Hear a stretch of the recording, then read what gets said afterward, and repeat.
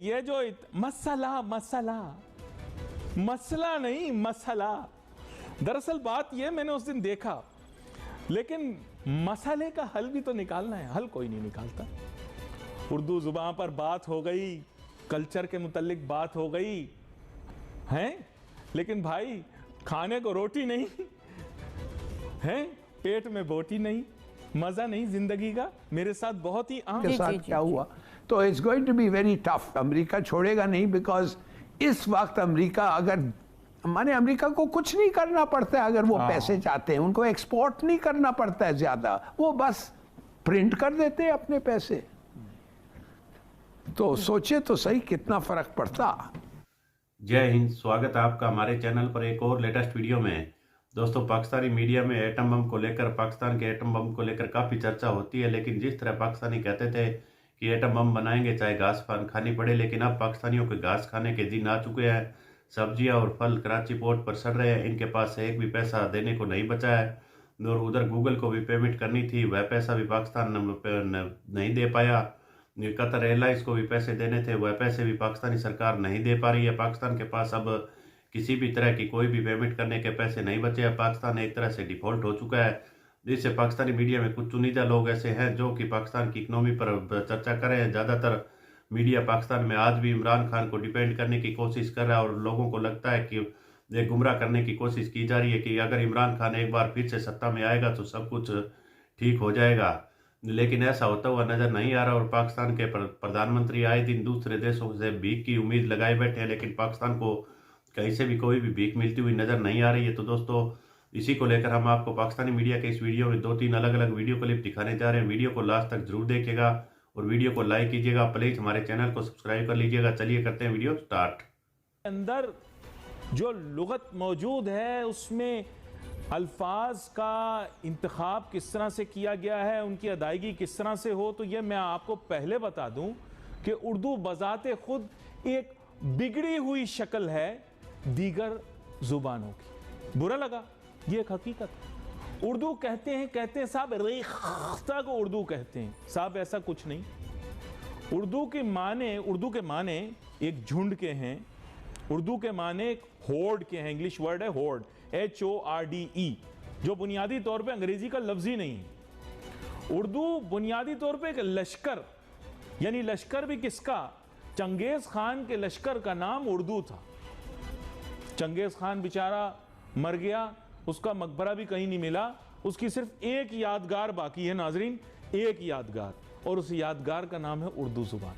उसकी कौम भी पता नहीं कहाँ बटबटा गई, उनकी अपनी जुबान भी पता नहीं कहाँ गई, किसी को कुछ नहीं पता, लेकिन उर्दू दरअसल चंगेज खान के लश्कर की जुबान है। अब समझ में आई? अब ये कोई मानने के लिए तैयार नहीं, क्योंकि चंगेज खान ने सारी दुनिया के लोगों की फेंटी भी लगाई, तो हर कोई उसका दुश्मन है। खैर, अब लंबी कहानी क्या सुनानी, इससे पहले कि पेशकार मुझे कह के साहब बदलो मौजू, तो सीधी सी बात है कि ये जो मसला नहीं मसला। दरअसल बात ये मैंने उस दिन देखा, लेकिन मसले का हल भी तो निकालना है, हल कोई नहीं निकालता। उर्दू जुबान पर बात हो गई, कल्चर के मुतालिक बात हो गई है, लेकिन भाई खाने को रोटी नहीं है, पेट में बोटी नहीं, मजा नहीं जिंदगी का। मेरे साथ बहुत ही अहम मेहमान शामिल गुफ्तगू हैं डॉक्टर शुजात मुबारक साहब, जो प्रोग्राम के आगाज से जनाब अनवर मकसूद साहब की मशहूर सुन रहे थे, जो कि तकरीबन वो हर वक्त करते रहते हैं, सिर्फ मौजू मतन बदल जाता है, ताहम वो कौम को बहुत शर्म दिलाते हैं, लेकिन हम भी पक्के बेशरम हैं, बिल्कुल शर्म नहीं खाते। खैर, वेलकम करता हूं आपको डॉक्टर शुजात मुबारक साहब। काफ़ी अरसे बाद आप प्रोग्राम पर तशरीफ़ लाए, लेकिन मसला वहीं खड़ा हुआ है। मसला ये है कि अवाम के पास खाने को रोटी नहीं है, लोगों के पास मुलाजमतें नहीं हैं, लोगों के पास कुव्वत ख़रीद नहीं है, महंगाई की शरह इस तेज़ी से बढ़ रही है कि काबू किसी के आ नहीं रही, डॉलर वो भाग रहा है, उसको पकड़ने की कोशिश कर रहे हैं, पकड़ में नहीं आ रहा। मसला तो ये है। तो डॉक्टर शुजात मुबारक साहब, मैं चाहूँगा कि इस मसले पर आप अपनी वजाहत पेश करें, क्योंकि यहाँ पर भी फड़क रहा है माहौल। जी बताइए। बहुत शुक्रिया अली भाई। असल में क्योंकि अभी उर्दू कॉन्फ्रेंस 15वीं उर्दू कॉन्फ्रेंस ख़त्म हुई है, तो ये वहीं की तकरीर का आप जिक्र कर रहे हैं। और अल्हम्दुलिल्लाह मैं भी 2-3 दिन वहाँ पे गया था और माशाल्लाह एक बड़ा अच्छी एफर्ट्स थी अहमद शाह भी बन सकता है। हिलाली साहब, चीन ने अपनी करेंसी युआन में तेल और गैस की खरीदारी का जो ऐलान किया है, इसके क्या कॉन्सिक्वेंसेस हो सकते हैं?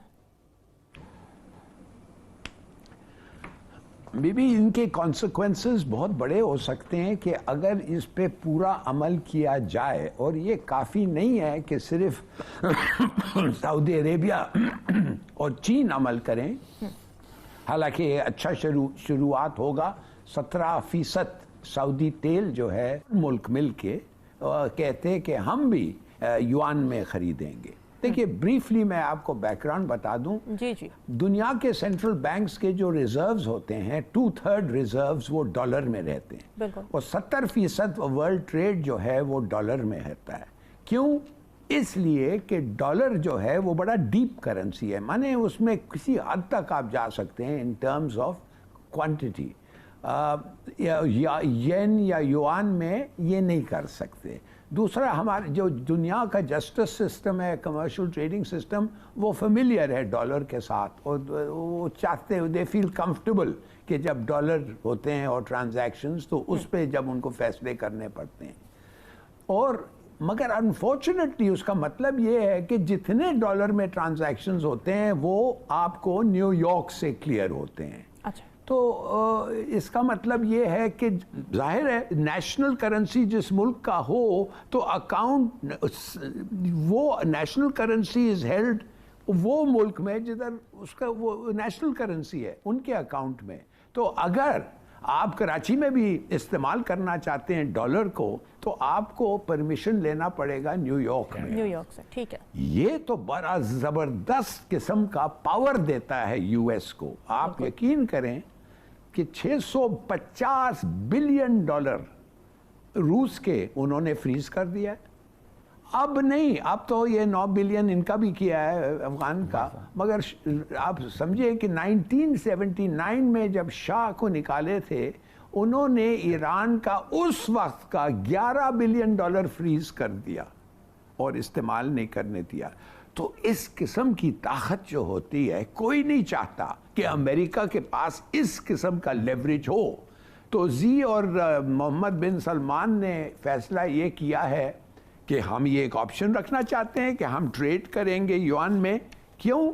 कि अगर ट्रेड ज़्यादा सरप्लस हो गया तो वो बाकी जो है, जो रह गया, हम उसको बार्टर भी कर सकते हैं, या, और ये बड़ा इंटरेस्टिंग है, या हम अपना ओन करेंसी क्रिएट करेंगे दूसरे मुल्कों को मिलने के साथ, दूसरों के साथ, और वो उसमें फिर हम ट्रेड करेंगे और सरप्लस अगर रह जाए तो हम बार्टर से उसको इक्वलाइज कर देंगे। तो बड़ा एक इंटरेस्टिंग ब्रेव अटेम्प्ट हो रहा है कि डॉलर से निकलने का।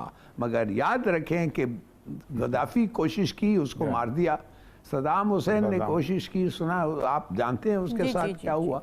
तो it's going to be very tough. America छोड़ेगा नहीं, बिकॉज इस वक्त अमेरिका, अगर माने अमेरिका को कुछ नहीं करना पड़ता है अगर वो पैसे चाहते हैं, उनको एक्सपोर्ट नहीं करना पड़ता है ज्यादा, वो बस प्रिंट कर देते हैं अपने पैसे। तो सोचे तो सही कितना फर्क पड़ता अगर ये नहीं होता। जी ठीक है। और ये सब एक तरफ अमेरिका, यूरोप और उनके इत्तेहादी हैं, और अब रूस, चीन, ओपेक प्लस का एक नादीदा इत्तेहाद कायम होता नजर आ रहा है। ऐसे में सऊदी अरब की चीन से बढ़ती हुई नजदीकियां भी है। तो क्या दुनिया एक बार फिर यूनिपोलर से बायपोलर बनने जा रही है? देखिए, पहली बात तो ये है कि जो उन्होंने खिलाली साहब ने कहा कि अमेरिका इस वक्त सिर्फ डॉलर की बुनियाद पे दुनिया पे रूल करता है, और ख़ास तौर पे 70s के अंदर ऑयल का बूम आया है। और हालांकि अरामको जो थी ये 1920s में वहाँ खुल गई थी, अरब और सऊदी अरब की जो कंपनी थी जो ऑयल एक्सप्लोर कर रही थी वहाँ पर, लेकिन आहिस्ता आहिस्ता आहिस्ता थे, लेकिन बूम आया 70s के अंदर। आप अंदाज़ा करें कि 1970 में जो तेल की जो कीमत थी ये $2 पर बैरल थी सिर्फ, और आप बड़ा आम उससे बिक रहा होता था। लेकिन जिस वक्त इसको डॉलर के साथ एसोसिएट किया है निक्सन ने, और शाह फैसल का एग्रीमेंट हुआ था।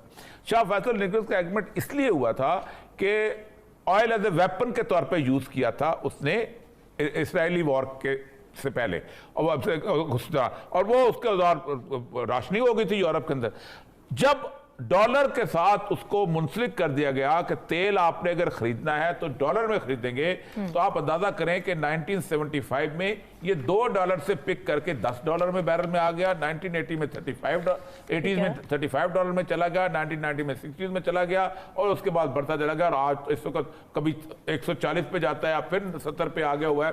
तो यूं इस तरह की इन्होंने कंट्रोल किया। अब बात यह है कि सबसे ज्यादा कर्जा अमेरिका के ऊपर है, बैंकों का, बाकी लोगों का, तकरीबन $19 ट्रिलियन, 19,000 अरब डॉलर। लेकिन फर्क कुछ नहीं पड़ता, उन्होंने डॉलर छापना है और मार्केट में ले आना है।